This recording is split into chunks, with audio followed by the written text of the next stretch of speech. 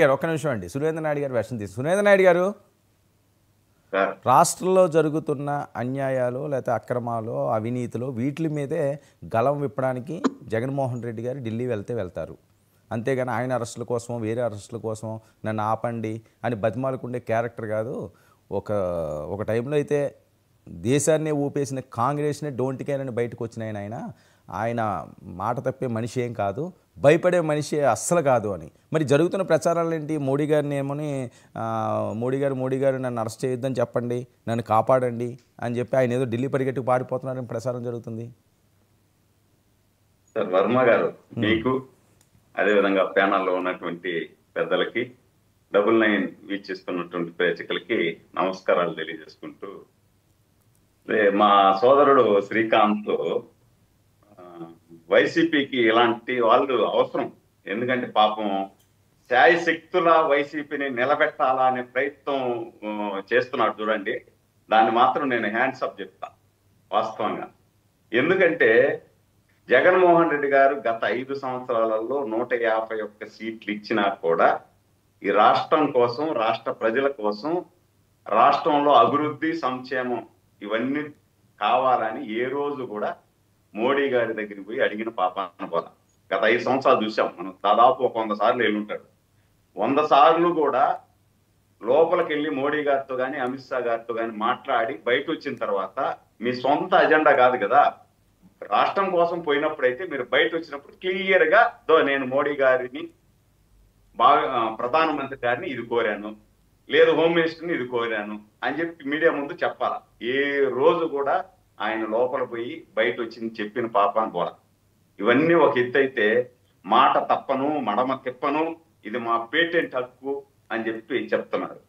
మా తిరుపతి ఎయిర్పోర్ట్ లో మోడీ గారు వస్తే ఆయన వారించినా కూడా, ఎంత వారించినా కాళ్ళు పట్టుకునేదానికి, బ్రతిమిలాడి కాళ్ళు పట్టుకునేదానికి ప్రయత్నం చేశారు. వద్దు వద్దు అని వారించిన, సార్ ప్లీజ్ ఒక్కసారి పట్టుకొని అని చెప్పి బ్రతిమిలాడి కాళ్ళు పట్టుకుని మనం అందరూ చూసాం. దీనికన్నా నిదర్శనం ఇంకోటి లేదు.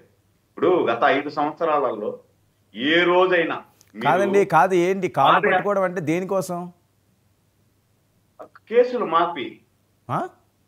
మాఫీ కోసం, ఆయన మీద ఉన్నటువంటి కేసులు మాఫీ కోసం మాత్రమే. ఇప్పుడు గత 5 సంవత్సరాల్లో ఆయన పాదయాత్ర చేసి అధికారంలోకి రావడానికి కాదండి. కేసులు మాఫీ ఏంటి? మోదీ గారి కాళ్ళు తిరుపతిలో పట్టుకోవడం ఏంటి? వర్మ గారు అదే చెప్తా.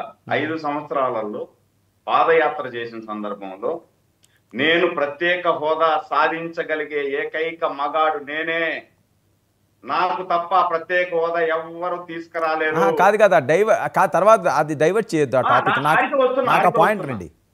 ఆడికే వస్తున్నా అని చెప్తూ పాదయాత్ర చేసి అధికారంలోకి వచ్చిన తర్వాత ఏ రోజు కూడా మోడీ గారి దగ్గరికి పోయినప్పుడు నేను పాదయాత్ర చేసేటప్పుడు ప్రత్యేక హోదా సాధిస్తాను, తీసుకొస్తానని చెప్పాను, ప్రత్యేక హోదా ఇవ్వండి అని చెప్పి మాట్లాడిన సందర్భాలు లేదు.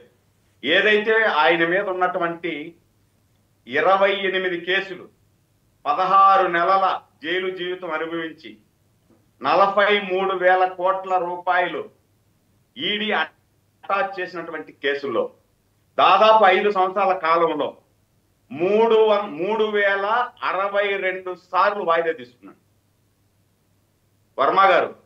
3,062 సార్లు కేసులో వాయిదా తీసుకున్నటువంటి ఏకైక ముద్దాయి ప్రపంచంలో ఎవరు ఉండరు, దేశంలో కాదు ప్రపంచంలో ఎవరు ఉండరు. ఈయన ఆ కేసులు మాఫీ కోసమే గత 5 సంవత్సరాలలో బీజేపీ పెట్టిన పార్లమెంట్ లో బేసరత్తుగా మీరు ప్రధానమంత్రి గారు రాష్ట్రపతి అభ్యర్థిని ప్రకటించారు.